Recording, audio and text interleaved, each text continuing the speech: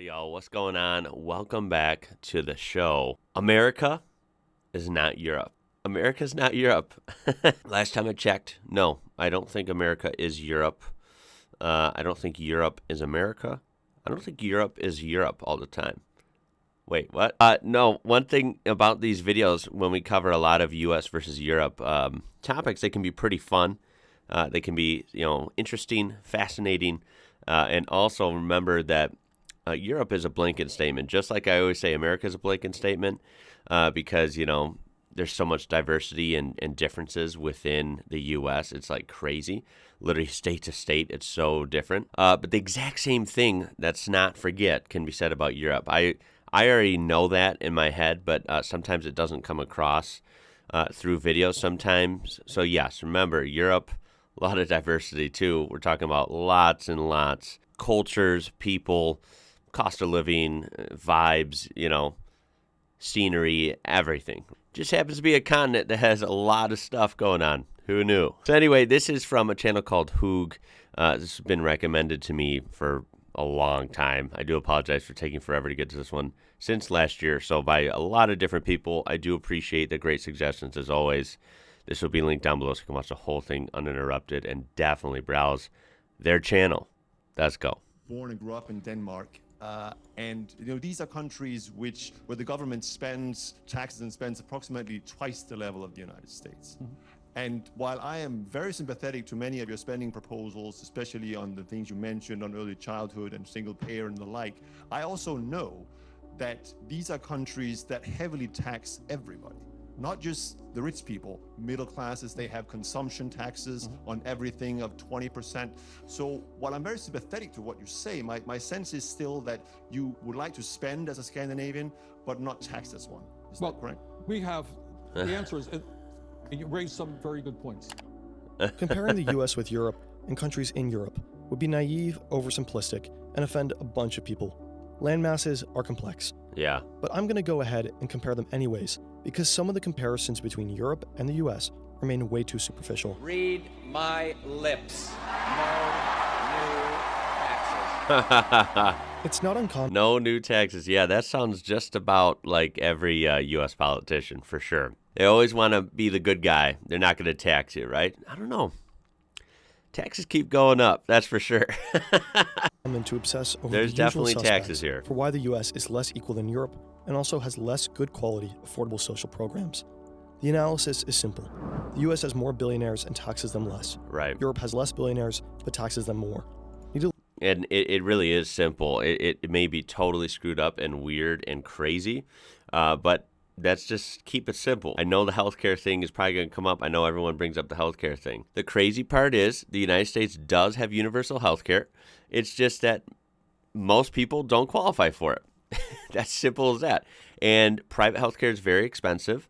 If you're lucky, you have employer healthcare is actually very common, but unfortunately not for everyone. So to really strip it down, it's because the point is technically not everyone's covered. Because why? Well, the U.S. is just crazy on capitalism, right? And why not capitalize and make healthcare a business? That's what it is here. That's my take on it. It's a business. Why just collect taxes and take care of people when you could charge everyone to take care of themselves? There you go, right? And I'm laughing because it sucks. I don't endorse that. I'm saying that's just how it is. There is great quality healthcare here. And the U.S. does spend more on healthcare than a lot of other places. But don't let that fool you. It's very expensive per person here. Like for a person to get healthcare, unless you have it provided somehow through your job or through the military or something, it's very expensive because healthcare is big money. And there's lots of companies make big profits off healthcare. So good for them.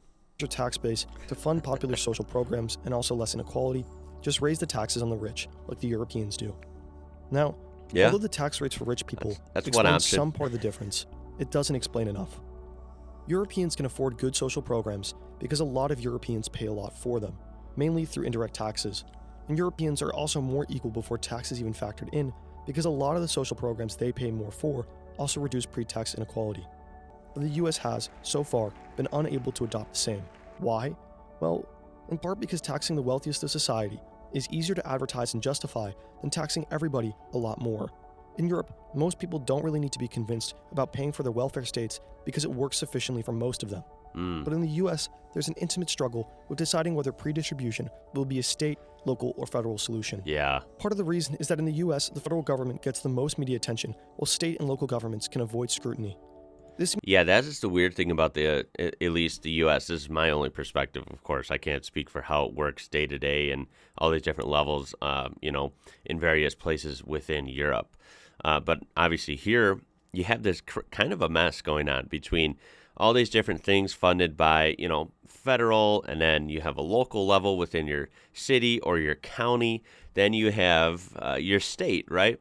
So you have all these different things going on, all these different politicians, all this different money networks and funding and taxes, local tax, state tax, federal tax. And it's kind of easy to see how things could start to get messy, right? It means that minimum wage hikes in the U.S. are practically always seen as a responsibility for the federal government, which has to delicately balance different costs of living, like laborers living in New York City and miners living in West Virginia.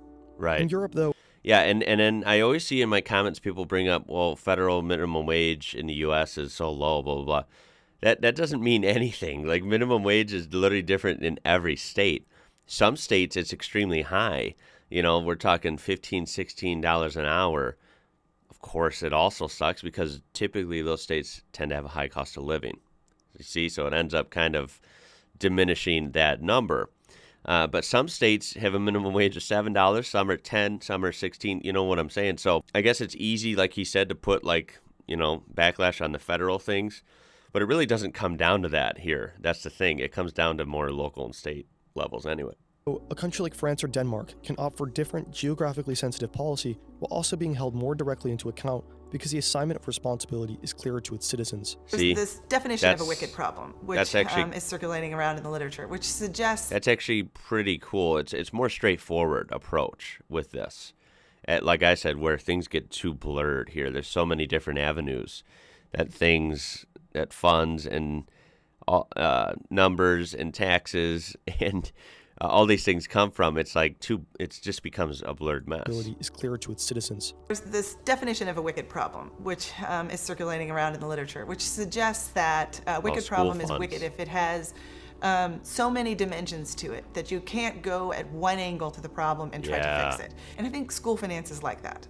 So school districts get money from their local communities in the form of property taxes. Right. They'll also get money from the state, and the state might give them money through multiple formulas. And then a much smaller portion, about 9 or 10%, comes from the federal government. You see that breakdown? So even if you tried to solve the problem at, say, the state level, there are these other funding sources that come with their own restrictions, which ultimately affect how the money gets used in schools. In Connecticut, a U.S. state, a school in Bridgeport will be poorer by virtue of being surrounded by poor properties, while a school in Greenwich will be richer because it is surrounded by richer properties. And that's exactly it. Yeah, you have these huge discrepancies, these huge differences in neighborhoods, and then with schools. Then you have this abundance of wealth over here on this side of town, nicer neighborhoods, and coincidentally, really modern, top-ranking schools, right? So you see that. So if you're from over here, well, all of a sudden, now you have a different path, and it's probably going to be more difficult. Because local taxes are largely funded by property values in the area. Right. However, this concept fails to explain everything. Educational disparities also exist across Europe and within its countries. Okay. The U.S. is not unique for having a system that predisposes poor children to poor resources. Right. Education systems are complex. Finland is not the same as Sweden, and resources invested in education and the quality that follows does not seem like a linear relationship. The U.S.'s unique situation is that its quality does not match the amount that the U.S. actually spends on it. One of the problems with answering why resources don't match the quality you would expect in the US is because the decentralized nature of school districts makes it pretty difficult to actually identify what spending works and what doesn't. Overall, there are some indications that, compared with Europe, the amount of staffing, the associated health and retirement benefits, alongside transportation, all add up to more cost for the American education system. But the differences don't end there. In the 1990s, as the crime rate was plummeting, as American life was getting safer and safer, the 90s were Americans freaked out and thought that if they take their eyes off their children, the children will be abducted. Now, this goes back, the fear was stoked by cable TV in the 1980s. There were a few high-profile abductions. But it's not until the 1990s that we really start locking kids up and saying, you cannot be outside until you're 14 or 15. Yeah, that's a shame. Maybe this is more personal, like person to person. I feel like that was more by like the late 2000s, coming towards like 2010 era. Because now it seems like, yeah, kids play outside maybe in their own yard or whatever. But yeah, you don't see, it feels like there's less of a culture of like going outside, you know, going around the neighborhood, riding your bike around town, you know, meeting friends and stuff at a young age, right? Then when I was a kid in the 90s, that was very common. So at least for me, it must have been pretty safe. I thought the 90s were very safe because, yeah, I from an early age was outside. I would go around my neighborhood and play sports and, you know, walk around, ride bikes around. It was very common. I was outside for a long time, you know, hours upon hours every day I could be, you know, and I was away from home. But admittedly, the thought of my kids doing that, of course, my kids are too young anyway.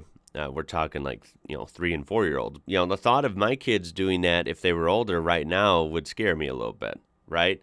And so there must have been a societal shift for sure. But then, of course, you have the media portrayal too. The media always blows things out of proportion like they do with so many things here. And yeah, I mean, you know, these random abduction stories, even though there's, you know, millions and millions of kids playing safely, right? It kind of just skews the perception on it anyway. But yeah, I feel like over just in my lifetime, the independence of kids being able to go outside and kind of start to accumulate with the world has definitely gone down. Like that is not as common. So it's kind of sucks. We took this essential period of childhood from about 8 to 12 when kids throughout history have practiced independence, have gotten into adventures, have made rafts and floated down the Mississippi River. We took that period and said, you don't get to practice independence until it's too late, until that period is over. Right. Kids in the U.S. are raised differently than kids in Europe. I can agree with that. Some blame the planning that produced more isolated American families, some the over-paranoia towards kidnapping in the 1980s, and others point to an increasingly competitive environment where parents try to give their children an edge over the others by helicoptering them. It's really not that far a stretch to say that many European children could be considered to have more freedom at an earlier age.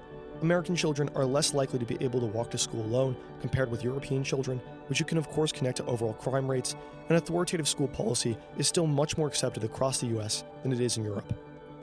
So, the real key to the distinctiveness of America is the structure of our government. One part of it, of course, is the independence of the judiciary. But there's a lot more. There are very few countries in the world, for example, that have a bicameral legislature. England has a House of Lords for the time being, but the House of Lords has no substantial power. They can just make the Commons pass a bill a second time. France has a Senate, it's honorific. Italy has a Senate, it's honorific. Very few countries have two separate bodies in the legislature equally powerful. That's a lot of trouble, as you gentlemen doubtless know, to get the same language through two different bodies elected in a different fashion. I'm sure if you've seen news on American topics, lots of trouble, lots of trouble. The politics are a mess. They're a total mess here. Very few countries in the world have a separately elected chief executive. Sometimes I go to Europe to talk about separation of powers. And when I get there, I find that all I'm talking about is independence of the judiciary. Because the Europeans don't even try to divide the two political powers, the two political branches, the legislature and the chief executive. In all of the parliamentary countries, the chief executive is the creature of the legislature. There's never any disagreement between them and the prime minister, as there is sometimes between you and the president. When there's a disagreement, they just kick him out. They have a no-confidence vote, a new election, and they get a prime minister who agrees with the legislature. And, Yeah, and look, I am not a politics expert. Honestly, it makes people's heads spin these days in the U.S., so I don't even know what to think half the time. American politics definitely has flaws. There's the president and Congress disagree all the time, and, the political parties here are, like, at an all-time low for, like, disagreement and divide. So I'm not saying the American system is better at all. We definitely know you can have a million laughs at our political status right now. The Europeans. The difference is simple. European countries are mainly nations, not federations. A European state, if it existed, could never be the same as the US. Written in their constitution, US states are modeled after the federal government, and state governments, which mirror the one above, usually have their own chamber of representatives, a senate, and also have an executive mirrored after their president. Right. In Europe, if there was any state that was above the countries that made it up, it would have to be modeled from those very different countries beneath it, rather than serving as a model for the countries below it. This is an important difference because it means that any kind of European government would have to balance parliamentary systems with presidential republics, federal states with unitary ones, and they'll be expected to create a system that hopefully pleases each one sufficiently. Yeah. That makes sense. Although the differences between the two are practically endless and somewhere near impossible to actually describe, it's still a worthwhile effort to try and There's some other differences, yeah. figure a few out and also discuss them. In some way, Europe has more breathing room to understand what it wants to be, which is Throwing spaghetti at the wall, driving manual. no Well, that was a really good video. Nicely done.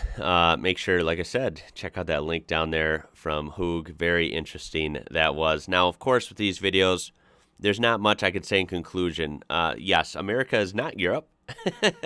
They're definitely different looking. They operate differently. And like anything, I'd say there's good points for both. I'd say there's bad points for both. And depending on who you are, you know, various countries in Europe might be awesome, or maybe some people don't like it. And same with the U.S. Various states in the U.S. might offer an excellent quality of life while others don't. And one person might love it in the U.S. no matter what, and one person might not, right? And I know a short video like this is really well done, but at the same time, it's too hard to, you know, draw super big conclusions from a video about two, you know, very complex places. In this case, not even two, a bunch, because Europe is a continent, right? So in reality, we're dealing with all these countries, and you know, the U.S. is very big, and the way it works is there's so many states it almost feels like micro countries within the U.S. But yeah, a couple final things. It is funny how the U.S. always acts like, well,